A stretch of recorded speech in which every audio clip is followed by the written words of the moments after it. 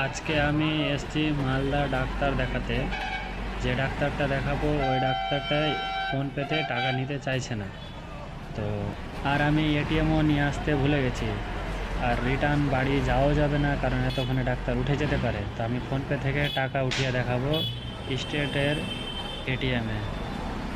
আসো আমরা ভিতরে গিয়ে দেখাচ্ছি কিভাবে এটিএমে টাকা উঠাই।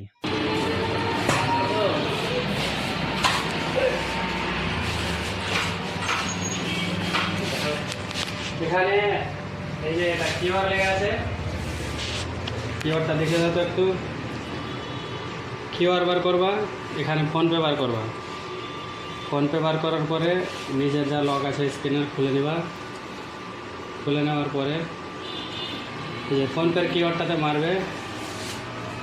এখানে কত টাকা নেবে? 1,500 টাকা আমার দরকার আছে এখন। 1,500 টাকা মারলাম, এই যে এখানে কনফার্ম।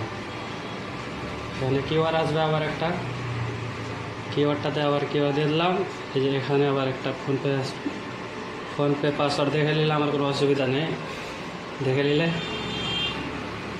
তারপরে ওখানে আবার দেখাবে টাকা চলে গেছে, ভেরিফিকেশান হয়ে গেছে, টাকা উঠবে। আবার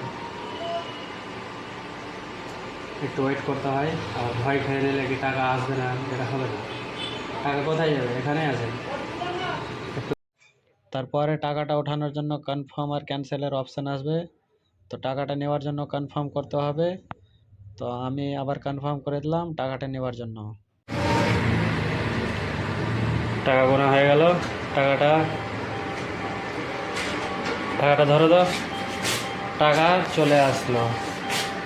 এখানে কনফার্মেশন হয়ে গেল, টাকা এই যে ক্যাশ বিল চলে আসলো। বিলটা নিয়ে আর টেনশন নেওয়ার কিছু নেই, টাকা উঠে গেল। ফোনপে থেকে টাকা উঠানো যায়, এটা বুঝে নিলে সবাই।